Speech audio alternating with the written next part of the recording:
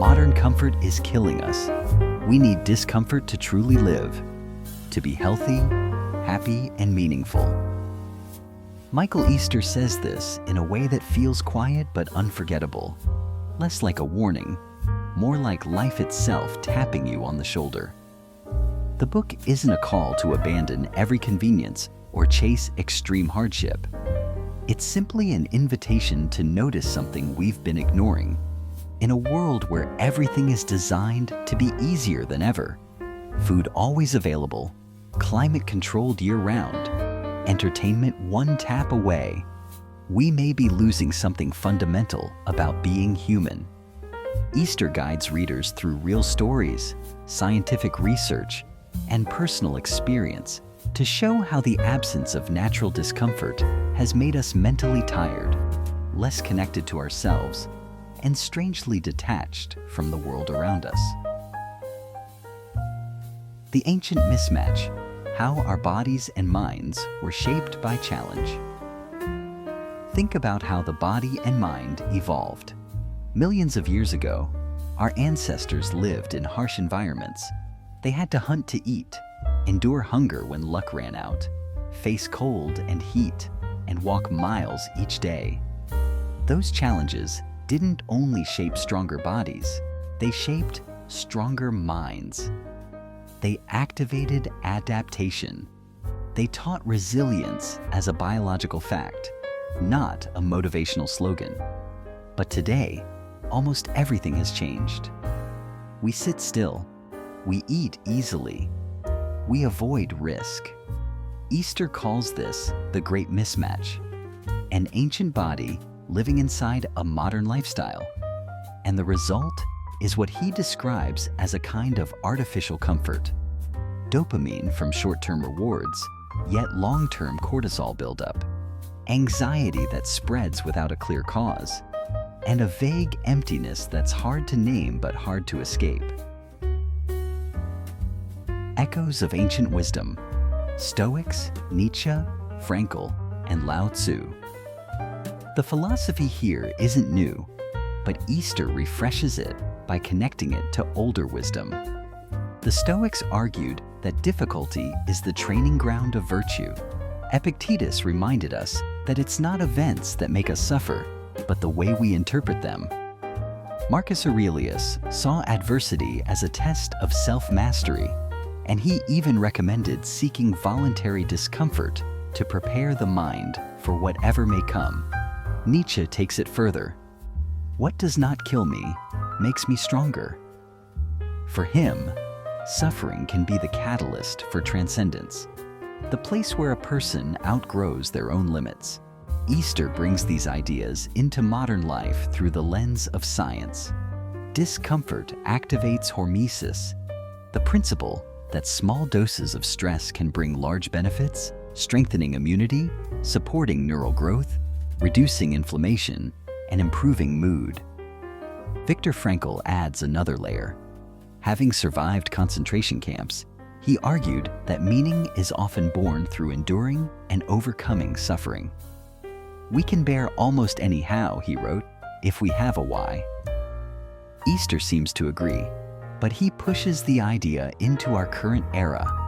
In a world with fewer natural challenges, we may need to deliberately choose small discomforts to rediscover our why. Something deeper than surface-level convenience. Lao Tzu once said that water is soft, yet it can wear down stone. Discomfort, in that sense, trains inner flexibility, the ability to bend without breaking when life inevitably turns difficult.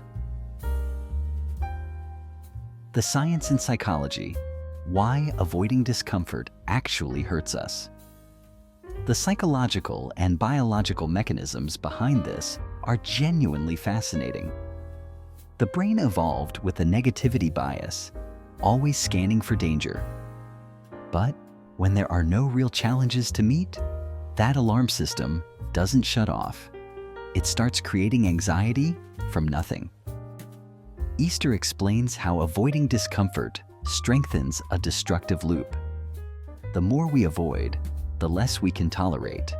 Resilience decreases, depression deepens, and we lose meaning, what Frankl called the existential vacuum. But when we voluntarily face discomfort, the body begins to adapt.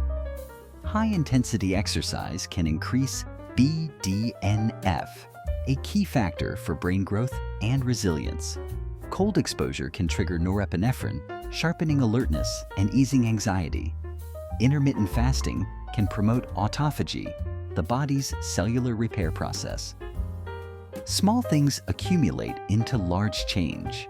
Steadier mood, stronger tolerance, and a quiet confidence that comes from the inside instead of from external reassurance. Gentle practices and real change. How discomfort quietly transforms us.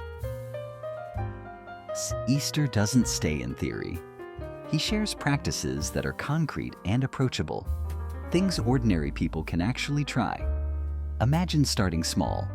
A long walk with a weighted backpack, rucking, a few minutes of cold shower in the morning, or skipping one meal to feel real hunger again.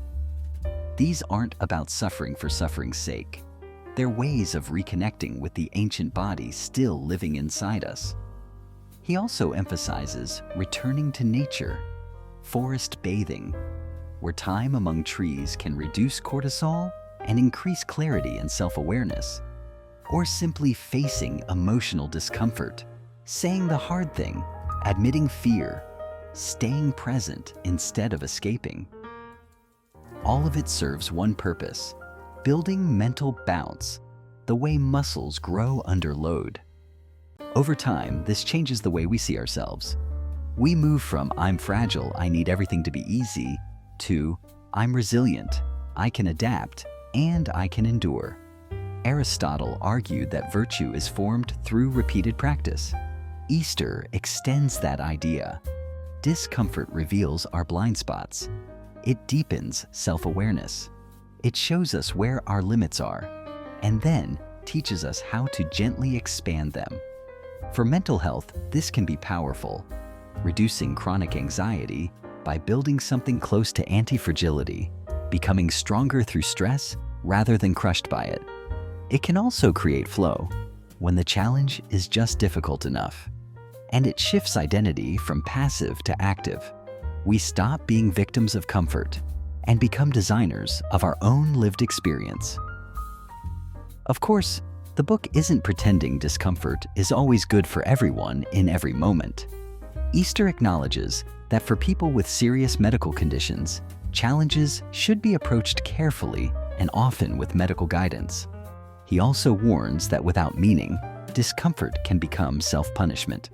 Nietzsche himself suggested, suffering can destroy you if it has no purpose.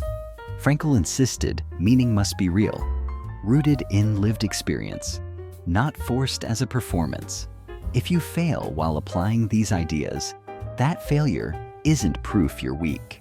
It's part of the path, an opportunity to reset with compassion, as the Stoics taught. Observe, forgive, and continue. In the end, the comfort crisis offers a beautiful paradox. Comfort isn't the final destination. Sometimes it's the trap that makes life feel half-lived. Voluntary discomfort, when approached with awareness and purpose, can become a key that unlocks real health, deeper happiness, and honest meaning. It helps us rediscover the wild self inside, resilient, connected, and more alive than we expected. You get what you're willing to endure, and today, maybe it only takes one small step, a longer walk, 1 minute of facing a difficult emotion to begin that journey.